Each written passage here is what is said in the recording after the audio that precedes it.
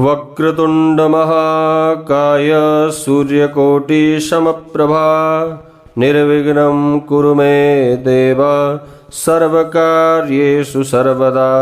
नमस्कार, स्वागत है आप सभी का हमारे YouTube चैनल में। आज के इस वीडियो में आप श्रवण करेंगे चैत्र मास के कृष्ण पक्ष की गणेश संकष्टी चतुर्थी व्रत की कथा। इस व्रत की बहुत बहुत शुभकामनाएं। इस दिन भगवान गणपति की लड्डू और दूर्वा से पूजा करने से, चंद्रमा को अर्घ देकर इस व्रत को पूर्ण करने से विशेष पुण्य फल की प्राप्ति होती है और जीवन में आए हुए सभी संकटों का विनाश हो जाता है भगवान विघ्नहर्ता गणपति की कृपा से। आइए श्रवण करते हैं संकष्टी चतुर्थी व्रत कथा। एक बार प्रेम से कहिए, बोलिए गणपति गजानन भगवान की जय, चौथ माता की जय। भगवान विष्णु का विवाह माँ लक्ष्मी के साथ निश्चित हो गया। विवाह की सारी तैयारी होने लगी। सभी देवताओं को निमंत्रण भेजे गए, परंतु गणेश जी को निमंत्रण नहीं दिया।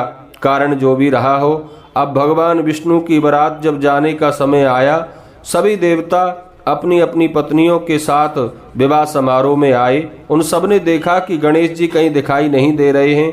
तब वे आपस में चर्चा करने लगे कि क्या गणेश जी को न्योता नहीं दिया या गणेश जी स्वयं नहीं आए। सभी को इस बात पर आश्चर्य होने लगा। तभी सबने विचार किया, क्यों ना विष्णु भगवान से ही इसका कारण पूछा जाए। सभी देवता भगवान विष्णु के पास जाते हैं और भगवान विष्णु से पूछते हैं, प्रभु क्या गणेश जी को आपने निमंत्रण नहीं दिया, क्योंकि गणेश जी कहीं दिखाई नहीं दे रहे हैं। भगवान विष्णु ने कहा, देवताओं हमने गणेश जी के पिता भोलेनाथ महादेव को न्योता भेजा है। यदि गणेश जी अपने पिता के साथ आना चाहते तो आ जाते। अलग से न्योता देने की हमने कोई आवश्यकता नहीं समझी। दूसरी बात यह है कि उनको 1.25 मन मूंग, 1.25 मन चावल, 1.25 मन घी और 1.25 मन लड्डू का भोजन दिन भर में चाहिए। यदि गणेश जी नहीं आएंगे तो कोई बात नहीं, क्योंकि दूसरे के घर जाकर इतना सारा खाना पीना अच्छा भी नहीं लगता है। इतनी वार्ता हो रही थी कि किसी एक ने सुझाव दिया, यदि गणेश जी आ भी जाएं तो उनको द्वारपाल बनाकर द्वार पर बिठा देंगे कि आप घर की याद रखना। आप तो चूहे पर बैठकर धीरे धीरे चलेंगे तो बारात से बहुत पीछे रह जाओगे। यह सुझाव भी सबको पसंद आ गया, तो विष्णु भगवान ने भी अपनी सहमति दे दी। होना क्या था, इतने में श्री गणेश जी वहां आ पहुंचे और उन्हें समझा बुझाकर घर की रखवाली करने के लिए दरवाजे पर बिठा दिया गया। बारात चली गई। तब नारद जी ने देखा कि गणेश जी तो दरवाजे पर बैठे हुए हैं, तो वे गणेश जी के पास गए और रुकने का कारण पूछा। गणेश जी कहने लगे, विष्णु भगवान ने मेरा बहुत अपमान किया है। नारद जी ने कहा, आप एक काम करो, आप अपनी मूषक सेना को बारात से आगे भेज दो। वह आगे जाकर रास्ता खोद देंगे, जिससे उनके वाहनों के पहिए धरती में धंस जाएंगे।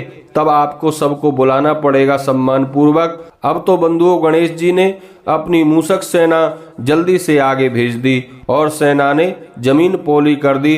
जब बारात वहां से निकली तो रथों के पहिए धरती में धंस गए। देवता लोग लाख कोशिश करें परंतु पहिए नहीं निकले। सभी ने अपने अपने उपाय किए परंतु पहिए तो नहीं निकले, बल्कि जगह जगह से टूट गए। किसी की समझ में कुछ नहीं आ रहा था कि अब क्या किया जाए। तब तो नारद जी ने कहा, बोले देवताओं आप लोगों ने गणेश जी का अपमान करके अच्छा नहीं किया। यदि उन्हें मनाकर लाया जाए तो आपका कार्य सिद्ध हो सकता है और यह संकट टल सकता है। शंकर भगवान ने अपने दूत नंदी को भेजा। वे गणेश जी को लेकर आए। गणेश जी का आदर सम्मान के साथ पूजन किया। तब कहीं जाकर देवताओं के रथ के पहिए जमीन से बाहर निकले। अब रथ के पहिए निकल गए परंतु वह जगह जगह से टूट फूट गए थे। उन्हें सुधारे कौन। पास के खेत में एक खाती काम कर रहा था, उसे बुलाकर लाया गया। खाती अपना कार्य करने से पहले श्री गणेशाय नमः कहकर गणेश जी की वंदना मन ही मन करने लगा। देखते ही देखते खाती ने देवताओं के सभी रथों के पहिए ठीक कर दिए। तब खाती कहने लगा, अरे देवताओं आपने सर्वप्रथम गणेश जी को नहीं मनाया होगा और ना ही उनकी पूजा की होगी, इसीलिए तो आपके सामने यह संकट उपस्थित हो गया है। अरे हम तो मूर्ख अज्ञानी हैं, लेकिन फिर भी पहले गणेश जी को पूजते हैं, उनका ध्यान करते हैं। आप लोग तो देवता गण हैं, फिर भी आप गणेश जी को कैसे भूल गए। अब आप भगवान श्री गणेश की जयकार बोलकर जाएं तो आपके सब कार्य बन जाएंगे और कोई भी संकट आपके जीवन में नहीं आएगा। ऐसा कहते हुए वरात भगवान गणपति की वंदना करते हुए वहां से चल दी और भगवान विष्णु का विवाह मां लक्ष्मी के साथ निर्विघ्नता पूर्वक संपन्न हो गया। हे गणेश जी महाराज, आपने जिस प्रकार भगवान विष्णु के काज सवारे, वैसे ही अपने सभी भक्तों के कार्यों को सिद्ध करना।